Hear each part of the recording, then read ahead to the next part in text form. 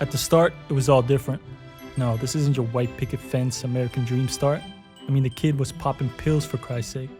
Yeah, you think that sounds wild? Wait until you hear this next part. He didn't even need them. That's right. His mom was what you call a hypochondriac and self-diagnosing champion. A true medical infomercial evangelist. Today, 3 out of 4 doctors recommend the ingredients in Anacin for headache pain. She decided Kyle will be better off getting started on medication early. For his health, of course. In reality, it helped Kyle put on weight. Growing up lower middle class, his family lived paycheck to paycheck.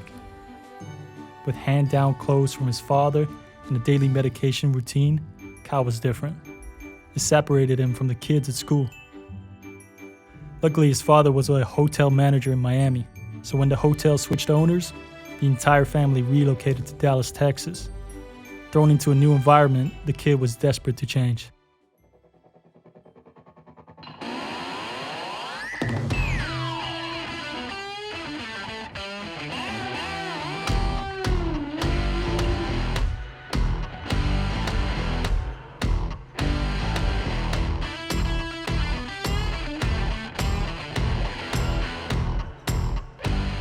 And shit did. Kyle flipped the script. He loved the waters. In Dallas, he developed a passion for diving. His relentless work ethic for diving later became the backbone of his trading. He worked so hard, he even got a scholarship.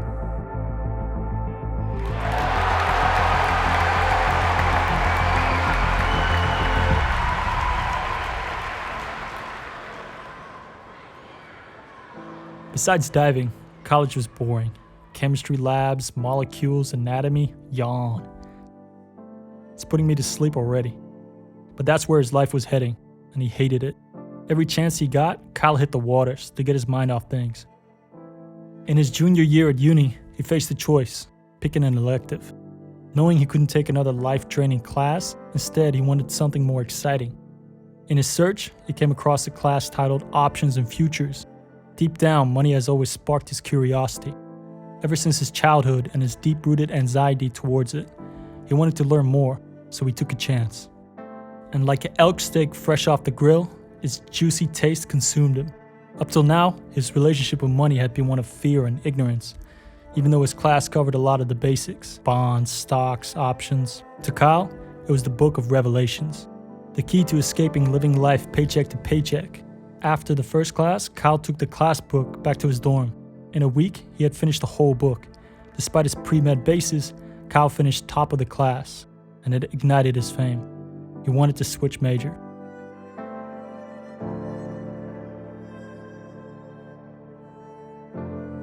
Fearing his parents' reactions, he debated his choice. Could he do it?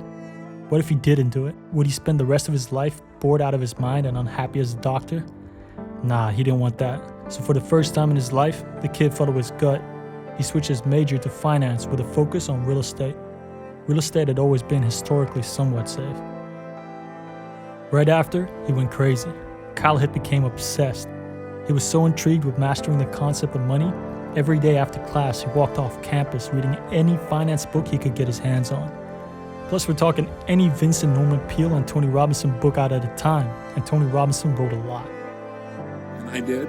In exchange for his college parties and endless diving, at a slow pace he became comfortable with finance. Naturally, the kid graduated with a degree in finance and undergrad in real estate. He walked away with a solid understanding of finance and a feeling of direction. From a spark flame, it grew into a burning desire. His curiosity for compounding interest molded into resolve.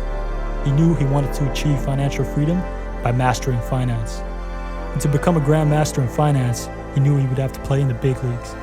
There was only one place to go that's wild enough to satisfy those desires: Wall Street.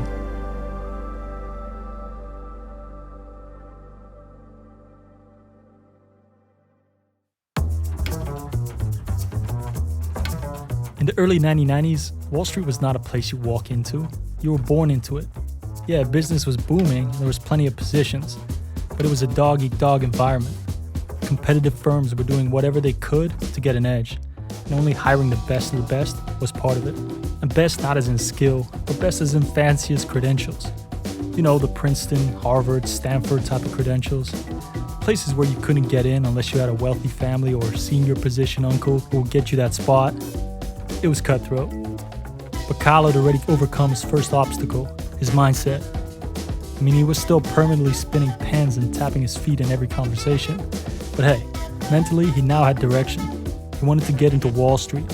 He wanted to prove himself and achieve true financial freedom, no matter what the cost. Educated on money, Kyle was now thinking like the wealthy, aiming to minimize the time he traded for money. Plus, he had picked up the habit of reading books, from which he learned the power of positive thinking and grit. His credentials were probably as worthy as Dogecoin, yet he refused to compromise. There was nothing to go back to. Kyle had made a simple decision. He was going to interview with every single Wall Street firm until one of them let him in. Kyle wrote countless letters. Sacrificing any last bit of pride he had, he knocked on all their doors. But it got him interviews. And some of these interviews were at retail brokerages. After his third interview at the retail brokerage firm Credential Securities, the interviewer asked him, "Listen, Kyle, I'm going to be honest with you. We normally only hire experienced professionals, people who are moving to their second career. We've never hired someone straight out of college. So why should I hire you?" Or translated transparently, why hire a kid with limited economic understanding and no wealthy connections? To which Kyle responded, "Because if you don't, you'll be sorry."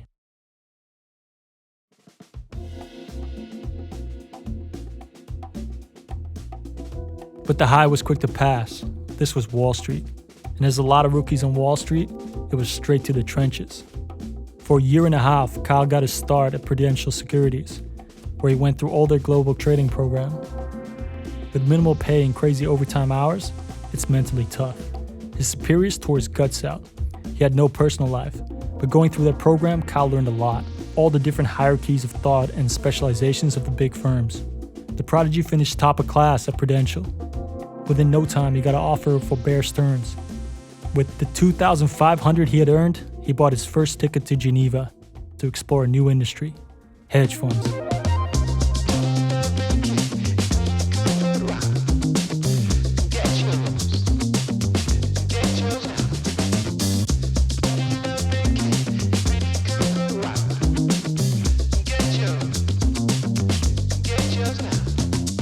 While it's nothing new to you traders now, at the time, it was revolutionary. Like crypto nowadays, in the 90s, hedge funds was the new booming game. Kyle wanted in. But he was still a rookie. His new role at Bear Stearns was simple: make the big shots look good.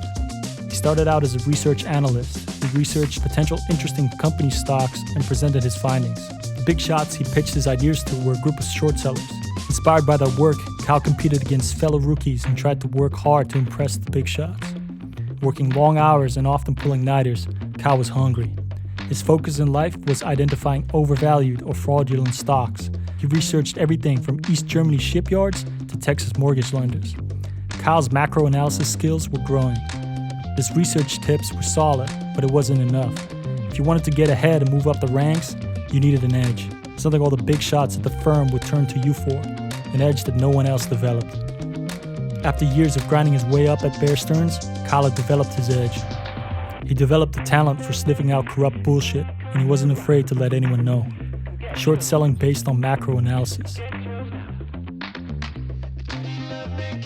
See, Kyle was smart. He realized that most traders were limiting themselves by focusing only on the US markets. Kyle wanted to keep the freedom of looking at a global scale. Even though he often made micro-scale trades, shorting overvalued US company stocks was still the name of the game. But with his macro perspective, he could also take global-driven event trades. This liberty allowed him to concentrate only on trades with the largest upside. His edge was unique, and every big shot at the firm wanted a piece of it. At the age of 28, Kyle became Senior Managing Director, one of the youngest in Bear Stearns' history. His tireless dedication had paid off, but not without paying a hefty price. He'd sacrificed his youth to the firm. Despite being behind the analysis of some of the greatest trades, he was still answering to the big shots. While he did all the work, he still relied on the so-called experts to make the final judgment call. They were the decision makers. From shaping his mindset in college to crafting his skills and unique edge over the years, Kyle had grown. But in order to satisfy his grand ambition and truly achieve freedom, he decided there was one final step to take.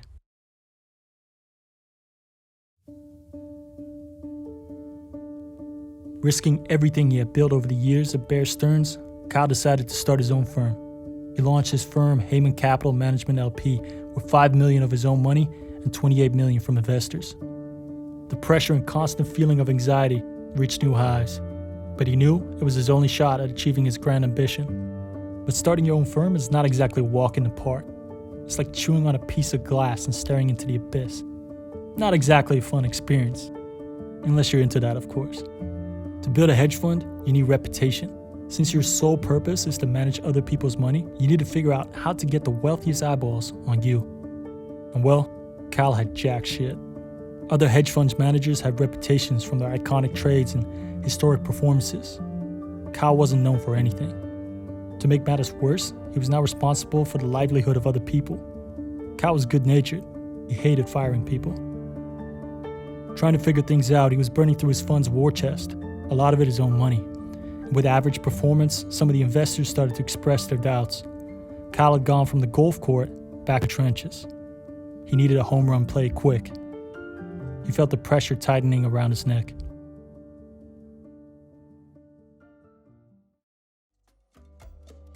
El río fluye, nunca solo está, no solo está. While at a wedding in Spain, Kyle was taking the edge off with some fine wine, finally catching a breather. He struck up a passing conversation with an NYC investment banker who brought up an interesting topic: synthetic CDOs. That's right, a bubble boy. For those of you that watched The Big Short, it was the key to the 2007 housing market crash. AKA the synthetic CDO was the atomic bomb with a drunk president holding his finger over the button.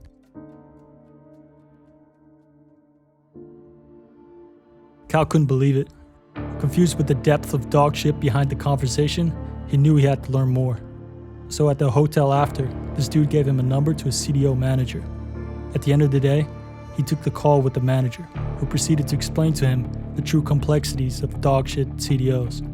While he learned a lot from the call, Kyle felt more anxious and disturbed than ever. If he was right, it would bring down the entire economy and destroy millions of lives. Chilled to the bone, all his trained corruption and fraud detecting instincts pointed him towards a massive opportunity. He smelled the dog shit miles away.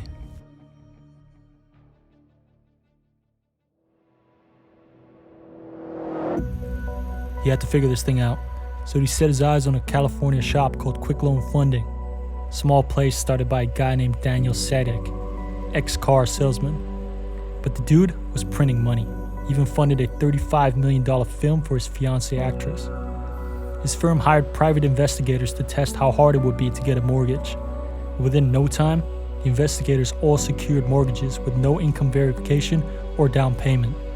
Based on additional internal research, this was the biggest case in American history. He knew he had hit gold, the kind of trade that would get him his reputation.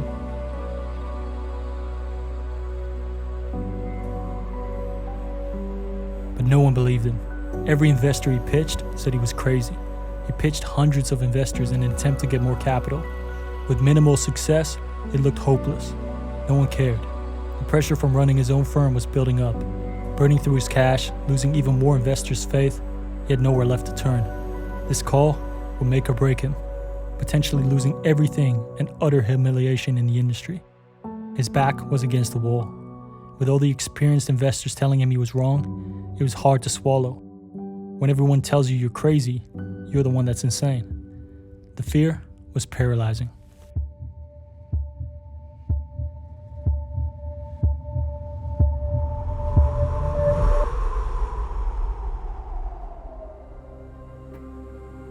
One night, working overtime in the office, he started daydreaming, reminiscing on how far he came, his childhood, the medication, deciding to become a doctor, the courage of changing his path, and the years dedicated to proving others that he was great. His constant fear of feeling inadequate, it had always driven him. And then it hit him. Nothing had changed. It was the so-called medical experts all over again. Everyone always knows better. Regurgitating theory from the college medical books or rephrasing Morgan Stanley research reports in their fancy brownie suits, they all had the answers. But how many of them actually do the work? He knew he did, and he knew the corruption he found. And so Kyle made the call. Despite the high stakes, he would rather go out betting on himself than to continue through the fear of others. Kyle decided he would have faith in his own work.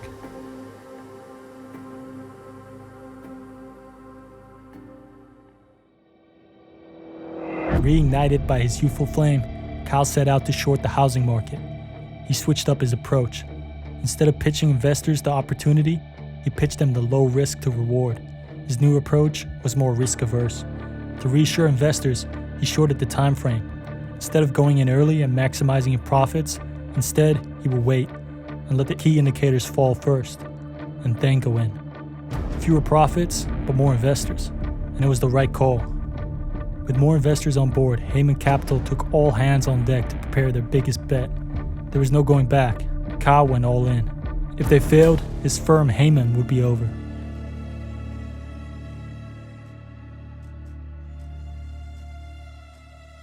It's August 26. The head trader at Heyman Capital charges towards Kyle's office. The KPIs they tracked on the mortgages had fallen below their set entry point.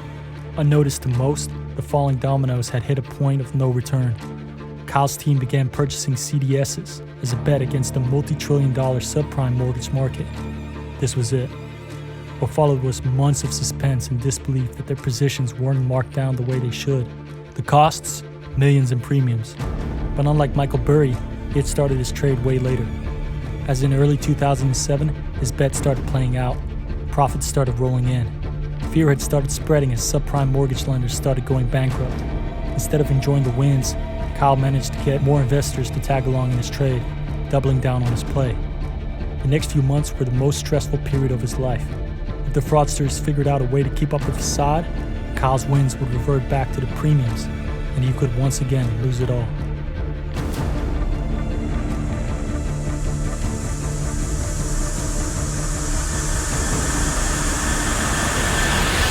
It was the perfect trade. When it was all said and done, Heyman Capital made close to $4 billion for its investors off the trade. Kyle used the leverage power of derivatives to short sell about $4 billion of subprime securities to synthetic CDO market. In the following months, news spread of Kyle's legendary trade. He had earned a reputation, so much so that Kyle testified as an expert witness before the U.S. House of Representatives and the Financial Crisis Inquiry Commission. With Heyman Capital's success and making millions for himself in the process, Kyle felt he had become a master of his own fate. While the legendary short saved his firm and made him crazy rich, Kyle was still looking ahead, driven by his constant fear of inadequacy and the pleasure of proving people wrong. I constantly feel inadequate, which maybe is what drives me. Kyle has his eyes set on becoming an A-plus firm. For the past few years, Kyle has been focusing his research on what he believes is the next big opportunity for the coming decade: China, Evergrande on the brink of collapse, and Japan. It will be further depreciated, or because it can be overshooting, it can be coming back. But what does your own research work tell you? Is he right?